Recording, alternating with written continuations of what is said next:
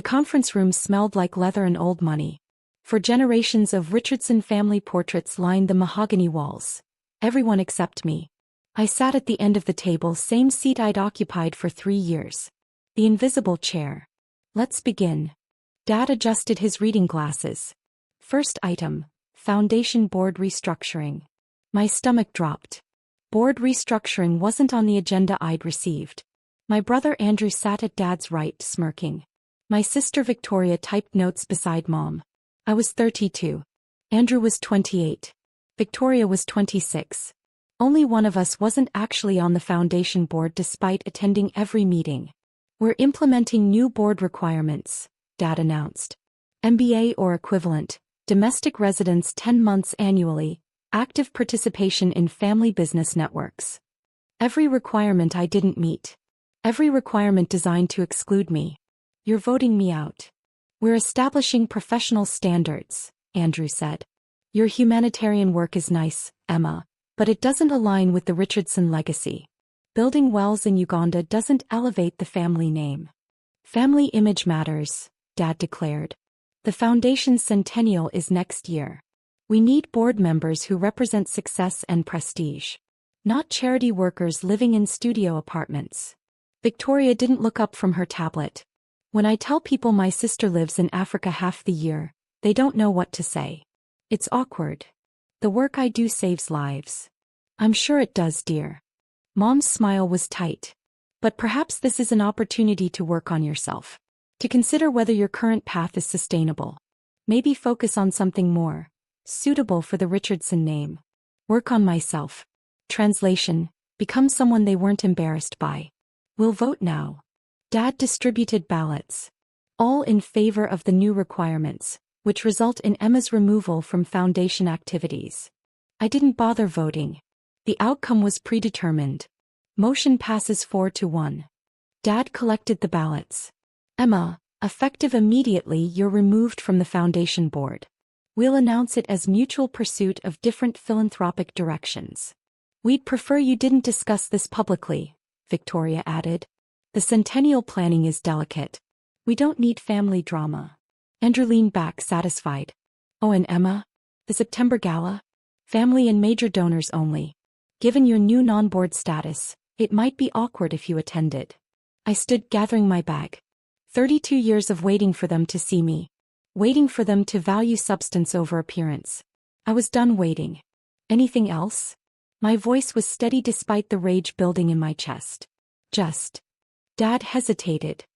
Try to understand this is what's best for everyone. You can do your charity work without the pressure of foundation obligations. I left without responding. In the parking garage, my hands shook as I unlocked my 15-year-old Honda Civic. My phone rang. Unknown number, international prefix. Ms. Emma Richardson? Speaking. This is Catherine Mills from the Duke and Duchess of Cornwall's Royal Foundation. We've been trying to reach you for weeks. I leaned against my car. The Royal Foundation? Yes. His Royal Highness personally recommended you for our new Africa Regional Director position. He visited your Uganda water project last year and has been following your work since. We're launching a £50 million sustainable development initiative across 17 African nations. You direct it with full royal patronage. My brain stuttered. Prince William recommended me? He was deeply impressed by your community-based approach. The appointment would be announced at Windsor Castle next month with their Royal Highnesses present. Very public, significant media attention. Can we fly you to London next week to discuss? All expenses covered. Yes. Yes, absolutely. Wonderful. I'll email the formal invitation within the hour. Oh, and Ms. Richardson? We typically invite family to the appointment ceremony. Windsor Castle State Apartments. Would yours want to attend? I thought about my father's face. In shock. Victoria's desperate image control attempts. I'll extend the invitation, I said. Whether they accept is up to them. I didn't tell my family. For 3 weeks, I prepared in silence. Flew to London, met the Royal Foundation team, had tea with the Duke and Duchess at Clarence House. Your work doesn't just solve problems, Prince William said as we sat in an elegant drawing room. It builds sustainable solutions communities can maintain independently. That's rare. That's what we want to scale globally. The Duchess smiled warmly. The appointment ceremony will be quite public. State apartments, diplomatic audience, media coverage. Is your family supportive? My family and I have different perspectives on meaningful work. Something shifted in William's expression. Understanding, perhaps sympathy. Family can be complicated when you choose a different path than they'd prefer. 2 weeks before the announcement, I called my father. Emma. We haven't heard from you since the meeting. Your mother is worried. I'm calling about a work event. I wanted to invite the family. A work event? Condescension dripped from his voice. Emma, our calendar is full with centennial planning. It's at Windsor Castle. With the royal family. Silence. I'm being appointed Africa Regional Director for the Royal Foundation's Global Sustainable Development Initiative. Prince William will announce it personally. The ceremony is September 10th. I wanted to invite you, Mom, Andrew and Victoria. The Duke of Cornwall. You're working with Prince William. For 2 years indirectly. Now directly. £50 million budget, 17 African nations. Catherine Mills from the Royal Foundation is handling arrangements. She'll contact you with details if you'd like to attend. Yes. Yes, of course. Emma, why didn't you mention? You never asked about my work. You said it didn't align with the family image. I didn't mean, we didn't realize the scale. You didn't realize it was prestigious enough to matter. Catherine will send the invitation. I hung up before he could respond. Andrew called 30 seconds later. You're working with the royal family? Since when? Since I started doing meaningful work in villages you said no one's heard of. Victoria called next. Emma, this is huge. We could leverage this for the Centennial Gala. Imagine. The Richardson Foundation affiliated with Royal Foundation Director Emma Richardson. No. You don't get to affiliate with work you called awkward. You don't get to leverage what you dismissed as unsuitable for the family name. But we're family. You excluded me when I was inconvenient. You don't get to include me now that I'm useful. The Windsor Castle ceremony exceeded every expectation. The state apartments gleamed with September sunlight. 5 regional directors stood ready for appointment. A Nobel laureate, a former UN ambassador, an environmental scientist, a microfinance pioneer, and me. My family sat in the 3rd row. I'd been honest. I did send the invitation through Catherine. Dad wore his best suit, looking uncomfortable. Mom's eyes were wide, taking in Gothic architecture and royal guards. Andrew kept checking his phone. Victoria looked pale, her usual confidence shaken. The ceremony began with formal presentation of the initiative. Then the Duke called each director forward individually. When my turn came, he spoke for nearly 10 minutes about the Uganda Water Project, agricultural programs, education initiatives. I visited one of Emma's villages last year, he told the assembled audience of diplomats and philanthropists. A grandmother told me the clean water well had saved her grandchildren's lives. Emma Richardson doesn't just implement projects. She transforms communities. She trains local leaders, builds sustainable systems, ensures her work continues long after she's gone. That's not charity. That's partnership. That's respect. The applause was sustained and genuine. I caught my mother wiping tears. My father's face had gone red, not embarrassment but shame. But the real moment came during the reception. The state apartments buzzed with conversation. Diplomats, politicians, philanthropists, all mingling under crystal chandeliers. My family approached cautiously, but before they could reach me, the Duke intercepted them. I was across the room, but I watched it happen. You must be the Richardson family, William said, his voice carrying that perfect royal blend of warmth and authority. Emma's family. Dad straightened, pride flickering across his face. Yes, Your Royal Highness. We're so proud. Are you? William's tone remained pleasant, but something had sharpened. Because Emma mentioned her family foundation recently restructured. Something about her work not aligning with your image. The color drained from Dad's face. I'm curious, William continued, loud enough that nearby conversations quieted. What exactly didn't align? Was it the 200,000 lives her projects have directly improved? The 17 communities with clean water systems? The 40 schools she's built? The agricultural programs feeding thousands of families? Andrew had gone pale. Victoria stared at the floor. Your Royal Highness, there was a misunderstanding, Dad began.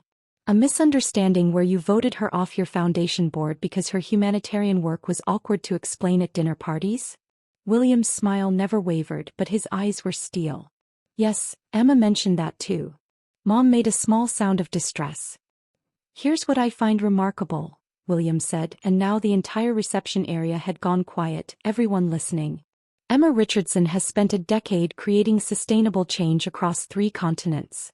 She's trained local leaders, built self-sufficient systems, and demonstrated the kind of community partnership that most development organizations fail to achieve. She's exactly the kind of person the world needs more of. He paused, letting the words settle. And her own family found her embarrassing. The silence was absolute. Every diplomat, every politician, every philanthropist in the room was watching my family's public humiliation. I don't know how foundation boards work in America, William continued, but I do know how to recognize genuine impact versus empty prestige. Emma creates the former. I wonder what your foundation creates. He turned away, leaving my family standing frozen in a circle of witnesses. The Duchess approached them next. I couldn't hear what she said, but I saw Mom's face crumble. Saw Dad's shoulders slump. Saw Andrew and Victoria exchange panicked glances. Then the dominoes fell fast. Lord Pemberton, a major philanthropist Dad had been courting for the Richardson Foundation, approached my father. Thomas, I've reconsidered my donation to your centennial campaign. I prefer to fund organizations that recognize real impact when they see it. The American ambassador's wife, who'd been photographed at Richardson Foundation galas for years, made a point of introducing herself to me while pointedly avoiding my family. A UN representative Dad had tried to network with walked past him without acknowledgement. By the end of the reception, my family stood alone in a corner while the room's most powerful people lined up to speak with me. They tried to approach before leaving, but Catherine intercepted them with perfect diplomatic courtesy. The Duke has arranged for Dr. Richardson to attend a private dinner this evening with several UN officials. I'm afraid she won't be available. I watched them leave, Dad's shoulders hunched, Mom crying silently, Andrew and Victoria walking quickly, heads down. My phone buzzed before I even left Windsor Castle. Dad, we need to talk about what happened. Andrew, that was a setup. You planned that. Victoria, do you have any idea what you've done to the family reputation? Mom, please call me. I'm devastated. I turned off my phone. The next morning, the ceremony made international news. Photos of Prince William presenting my appointment. Coverage of the £50 million initiative. And in several articles, anonymous quotes from sources close to the royal family, about my family foundation's short-sightedness in failing to recognize exceptional humanitarian work. The Richardson Foundation's major donors began withdrawing commitments. 3 pulled out of the Centennial Gala. 5 redirected funds to the Royal Foundation's Sustainable Development Initiative instead. Lord Pemberton gave an interview to the Financial Times about the importance of substance over status in philanthropy. He didn't name my family, but everyone knew who he meant. My father called 23 times in 2 days. I didn't answer. Finally, he sent an email. Emma, I understand if you never forgive us. We excluded you because we were embarrassed by work that's more meaningful than anything our foundation has ever done. We measured success by country club standards instead of lives changed. We were wrong. Completely, devastatingly wrong. The consequences we're facing are deserved. But please know, I'm proud of you. Not because Prince William recognizes your work, but because you've spent years doing it even when we were too blind to see its value. Dad. I read it 3 times. Then I replied, acknowledgement isn't the same as relationship. But it's a start. 6 months later, my father spent 2 weeks in Uganda. He helped dig wells, learned about water filtration, and sat with village elders. He came home 20 pounds lighter, sunburned, and transformed. The Richardson Foundation restructured its entire grant program, focusing on sustainable development and community-based solutions. Andrew enrolled in a graduate program for international development. Victoria started working with nonprofits on humanitarian event planning. They didn't join my work. They found their own paths to meaningful impact. But they stopped measuring success by prestige and started measuring it by lives changed. I was voted out of a foundation that valued image over substance.